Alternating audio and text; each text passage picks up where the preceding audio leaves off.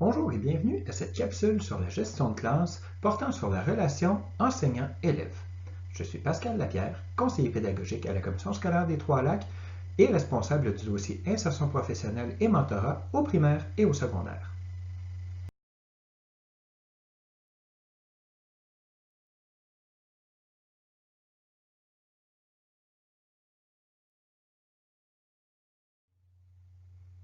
Avant d'entrer dans le vif du sujet, il est important de bien définir ce qu'est la gestion de classe afin que nous en ayons une représentation commune. Ainsi, la plupart des auteurs s'entendent pour dire que la gestion de classe se définit comme un ensemble de stratégies et de procédures nécessaires dans l'établissement et le maintien d'un environnement propice à l'apprentissage et à l'enseignement, de même que dans la gestion et la prévention efficace des problèmes de comportement. En ce sens, la gestion de classe regroupe aussi bien les stratégies que l'on met en place pour assurer l'enseignement et l'apprentissage des élèves que celles favorisant leur comportement adéquat. Autrement dit, si on ne cible que des stratégies pour assurer le calme en classe sans planifier la façon dont on enseignera les contenus d'apprentissage, ça risque d'être aussi inefficace que de ne penser qu'à la transmission de la matière sans se soucier de la façon dont les élèves vont se comporter ou vont réagir. Par ailleurs, les stratégies que nous présenterons se voudront d'abord dans une optique de prévention, mais aussi dans une optique d'intervention universelle. C'est-à-dire qu'il est plus efficace d'agir en prévention lors de notre gestion de classe que d'agir en réaction lorsque des élèves adoptent des comportements qui sont inadéquats. Par ailleurs, au regard des interventions universelles, on sait que 85% des élèves, généralement, répondent adéquatement aux interventions qu'on met en place. Toutefois, 10% de ces élèves risquent d'avoir besoin d'un soutien additionnel, de rappel, de pratique, quant aux attentes à respecter au regard des comportements attendus, et 5% des élèves auront besoin d'une intervention qui est ciblée et plus soutenue de la part d'un autre intervenant, qui pourrait être par ailleurs un conseiller en orientation pour le soutenir dans sa modification scolaire, au regard de psychoéducateurs, et ainsi de suite. Afin de poursuivre notre réflexion au regard des stratégies à mettre en place pour favoriser une gestion de classe qui soit saine, je vais me poser la question, qu'est-ce qui aide l'élève à apprendre? En fait, j'irai même un peu plus loin, je vais me placer dans la posture de l'apprenant. Prenons le cas où je suis à un cours universitaire. J'arrive en classe et je possède déjà un bagage qui est affectif et un bagage qui est cognitif. Le professeur à l'université va me présenter une activité qui va créer un déséquilibre et face à ce déséquilibre-là, moi comme apprenant, j'ai deux choix. Soit je dis j'aime pas bien cette situation-là, ça risque de représenter pour moi, par exemple, une entrave à mon image de moi-même, donc j'embarquerai pas là-dedans, moi je me retire, puis je me désengage de l'activité. Ou je pourrais, au contraire, dire OK, bon, oui, je trouve ça un peu insécurisant, mais je décide quand même de poursuivre l'activité. Donc, à ce moment-là, moi, comme apprenant, je montre une certaine ouverture. Et je montre aussi que je cherche à comprendre et que je cherche à atteindre le but qui est proposé par l'enseignant. Si j'adopte cette attitude-là, si je travaille à comprendre, à objectiver et à utiliser les apprentissages qui m'auront été proposés par l'enseignant, par le professeur universitaire, que j'aurai mis en place les stratégies qui m'auront été proposées, le bénéfice que j'y gagne, c'est une augmentation de mon bagage aussi bien cognitif qu'affectif. Il faut savoir que c'est exactement la même chose pour chacun des élèves qui entrent en classe. Les situations qui se présenteront à lui risquent de l'amener à se désengager. Notre travail va être plutôt de le soutenir dans l'engagement et de nous assurer qu'il se sentira en sécurité face aux apprentissages. Pour illustrer ce propos, je vous invite à penser à l'enseignant qui vous a le plus marqué, positivement ou négativement, pendant votre parcours scolaire. Que ce soit au primaire, au secondaire, au collégial, à l'université, ça n'a pas d'importance. Donc, fermez les yeux, pensez à cet enseignant qui vous a marqué, et ensuite, essayez de déterminer pourquoi cet enseignant-là, il vous a marqué. Qu'est-ce qui pouvait le différencier des autres? Voilà, vous pouvez maintenant rouvrir les yeux. Ainsi, qu'est-ce qui différenciait cet enseignant des autres enseignants? Nous allons l'analyser dans l'optique de l'enseignant qui a eu un impact positif sur ses élèves. Souvent, les réponses qui ressortent, c'est « ses cours étaient divertissants, il portait aussi bien sur la matière que sur la vie en général. Cet enseignant savait utiliser l'humour. Il avait un comportement qui était humain, respectueux, rigoureux, qui était authentique, mais qui savait aussi garder une certaine souplesse. Si on regarde ça dans son ensemble, ce qu'on peut dire, c'est que cet enseignant savait construire une relation significative et positive avec l'élève. Donc, ça nous amène aussi à réfléchir à la façon dont nous, comme enseignants, on peut être amenés à construire des relations qui sont positives, qui sont significatives avec les enfants qui nous entourent. Bien que les réponses puissent nous paraître évidentes, nous allons tout de même nous poser la question « Pourquoi favoriser une relation enseignant-élève qui soit positive ?» Notons d'emblée le fait que si tous les élèves bénéficient d'une relation positive avec l'enseignant, ce sont les élèves vulnérables qui en retirent le plus de bénéfices. Paradoxalement, ce sont aussi souvent ces élèves qui, par leur comportement, nous poussent dans nos plus profonds retranchements. Il importe donc de travailler à construire ou à maintenir une relation de qualité en profitant de toutes les petites portes qui s'ouvrent de temps en temps.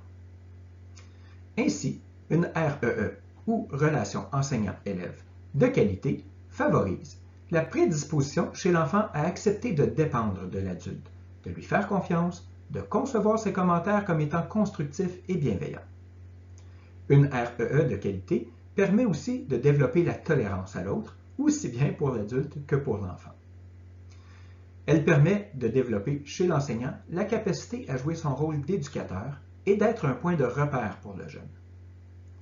Elle permet aussi la création d'un sentiment de sécurité et de réciprocité. Et finalement, elle permet de développer chez chacun l'envie de faire plaisir à l'autre. Maintenant qu'on a vu les bénéfices à favoriser une relation enseignant-élève de qualité, voyons comment on peut s'y prendre pour la réaliser. On se rappelle qu'en début de capsule, on a souligné le fait qu'il était important d'agir en prévention plutôt qu'en réaction. En fait, une des bonnes façons d'agir en prévention est justement de favoriser cette relation enseignant-élève qui soit de qualité, qui soit positive et qui soit authentique. Et elle se fait souvent de façon naturelle. En fait, par exemple, le fait de manifester de l'intérêt à nos élèves, de montrer notre plaisir d'être en leur présence, ça permet de les accueillir adéquatement, de les soutenir et de les disposer à faire des apprentissages parce qu'ils se sentiront en sécurité dans notre classe et parce qu'ils vont sentir qu'on croit en cette relation-là. On peut faire plein de gestes simples et qui ne demandent pas beaucoup d'énergie pour soutenir la relation. Entre autres, le fait de sourire, le fait d'approuver les élèves lorsqu'ils s'expriment, même si on ne partage pas leur opinion, de montrer qu'on est ouvert à la discussion, va les amener aussi à se sentir en sécurité et de voir qu'il a aussi sa voix au chapitre de la classe. Par ailleurs, il pourra arriver qu'on aura besoin de leur montrer que tout se dit. Il existe toutefois une façon de dire les choses. Ça fera partie des apprentissages que nos élèves pourront faire. Le fait de s'adresser personnellement à nos élèves va les amener aussi à se sentir mobilisés, à se sentir concernés. Il arrive parfois que nos élèves se retrouvent avec des situations problématiques. Donc, le fait de se montrer à l'écoute de l'élève, de se montrer un soutien et de pouvoir le référer parfois aux ressources qui vont être plus adéquates parce qu'on ne peut pas porter tout le poids de certaines des problématiques que nos élèves vont vivre, vont leur montrer qu'on est aussi là pour eux. Au-delà des apprentissages académiques qu'on a à leur montrer, en fait, le fait d'être un adulte qui va être une référence pour lui va être vraiment rassurante. Évidemment, en classe, nous allons offrir notre aide à l'élève. Mais offrir notre aide, ça peut vouloir dire questionner l'élève sur les procédures qu'il met en place, lui montrer les stratégies qui sont parfois défaillantes. Ça peut être parfois aussi de le pousser un peu dans les travaux, de lui donner une certaine marge de manœuvre, mais de lui rappeler quelles sont les attentes qu'on a et de montrer qu'on croit en lui. Étant donné que la relation enseignant-élève n'est pas une relation à sens unique, il faut aussi se laisser connaître de la part des élèves. Donc, leur donner l'opportunité d'apprendre à nous connaître, de nous poser des questions sur ce qu'on aime, sur ce qui nous intéresse, sur nos hobbies. Ça peut être une façon aussi de consolider cette relation-là.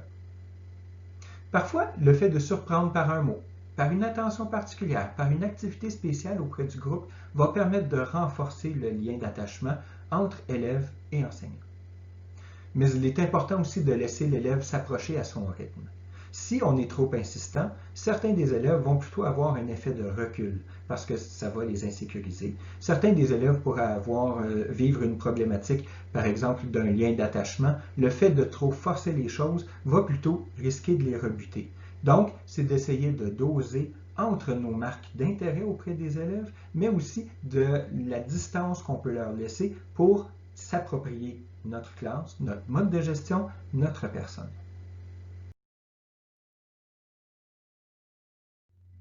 Parmi les autres stratégies efficaces qui nous permettent de favoriser une relation enseignant-élève qui soit de qualité, il y a les éléments suivants.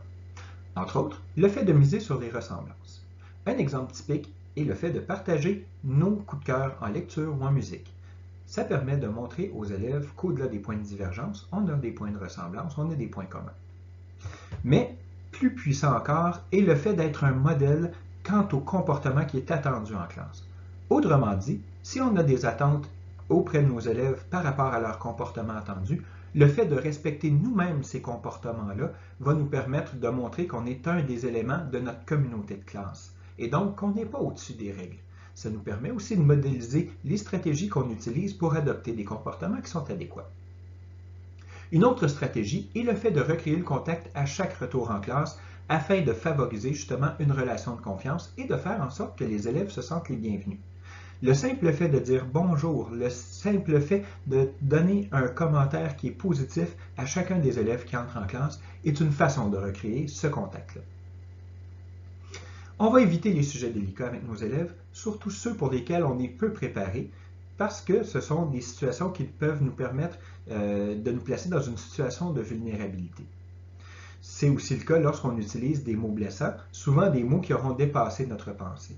Il faut donc faire preuve d'humilité et, par conséquent, savoir s'excuser auprès des élèves lorsque ces mots blessants-là auront été utilisés. Une autre stratégie est le fait de favoriser la proximité. Et on s'entend ici, on ne parle pas nécessairement de proximité physique, plutôt que de proximité dans la relation. L'exemple typique est le moment où un élève aura été expulsé de classe. Afin de favoriser la reprise de contact avec l'élève, afin de favoriser une reconnexion, il sera important de dire à l'élève qu'on est content qu'il soit de retour en classe, qu'on s'attend à ce qu'il respecte les règles telles qu'on lui aura proposées, donc de respecter les comportements attendus, mais de dire que la situation elle est derrière nous et qu'on est prêt à passer à autre chose. C'est une façon de préserver la relation avec nos élèves qui sont peut-être un peu plus vulnérables. Si on a besoin d'intervenir auprès des élèves, la meilleure des stratégies est de dépersonnaliser cette intervention-là le plus possible. Autrement dit, si on a un commentaire à faire, on ne le fait pas sur la personne plutôt que sur le comportement qu'on ne souhaite pas revoir.